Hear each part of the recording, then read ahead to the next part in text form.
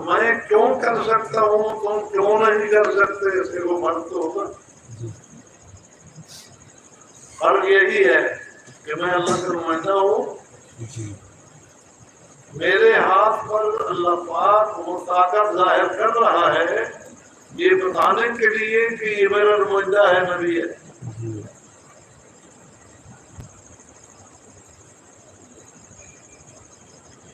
تم سے یہ چیز ظاہر نہیں ہوگی، تم نمائندے نہیں ہو اللہ کے. یہاں یہ بات اپنے ذہنوں میں رکھنی ضروری ہے. پریشان ہو رہے ہو؟ نہیں سر. معجزے کا جو معلوم شروع ہو رہا ہے تو معجزے کی حقیقت تو معلوم ہوگا. جی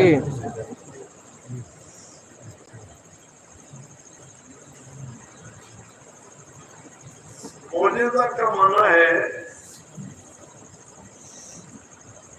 کہ لوگ اس کام کرنے سے عاجز ہیں. اس کام کی قدرت صرف رب ذوالجلال کو ہے. یہ بات یاد رکھنا، اس کام کی قدرت صرف رب ذوالجلال کو ہے. یہ جس کے ہاتھ پہ معجزہ ظاہر ہو رہا ہے یہ بھی اس پر قادر نہیں ہے. قادر کا مطلب ہے کہ اللہ نے ایسی قوت اور طاقت دے رکھی ہو کہ یہ کر سکتا ہے دوسرے نہیں کر سکتے، ایسا بھی نہیں. غور کرنے کی بات ہے کہ انسانوں میں طاقتیں مختلف ہوتی ہیں. ایک آدمی 1 کلومیٹر پر دیکھتا ہے، دوسرا آدمی 10 کلومیٹر تک دیکھ لیتا ہے. تو جو 10 کلومیٹر تک دیکھ رہا ہے یہ اس کا معجزہ نہیں ہے. اللہ نے اس کو دیکھنے کی طاقت اتنی زیادہ دی ہے. معجزہ ہمیشہ وہی ہوتا ہے جو صاحب معجزہ کی قدرت سے بھی ظاہر ہوتا ہے.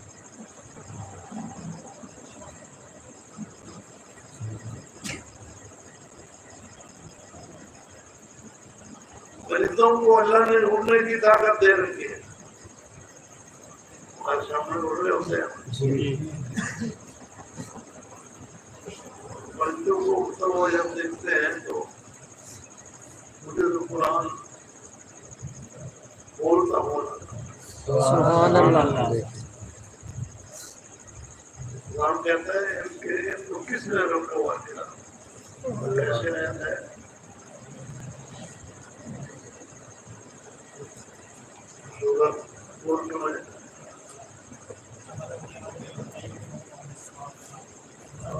اولم يروا الى الطير فوقهم صافات ويقبضن ما يمسكهن الا اللہ. اللہ نے ان کو روکا ہوا ہے.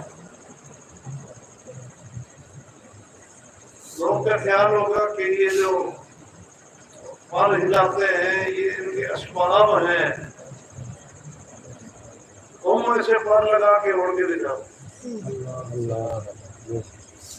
یہ کوئی پر مشکل ہے، آپ لگا لو اڑو. یہ پروں کا کمال نہیں ہے. اور پھر میں بات پرندوں کو دیکھتا ہوں کہ وہ کافی دور تک پر ہی نہیں ہلاتے، ایسے جا رہے ہیں کہ معلوم سے بول رہے ہیں. یہ خود نہیں اڑ رہے، اللہ ان کو اڑا رہا ہے. بے شک. اب پرندوں کو اللہ نے فطری طور پر اڑنے کی طاقت دے رکھی ہے، انسان کو نہیں دی.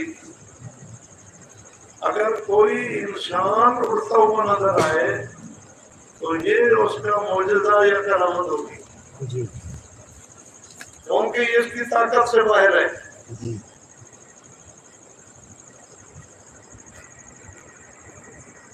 اگر ایک آدمی دوڑتا ہوا نظر آ رہا ہے تو یہ اس کی کرامت نہیں ہے، کیونکہ اس کی تو اللہ نے طاقت دے رکھی ہے.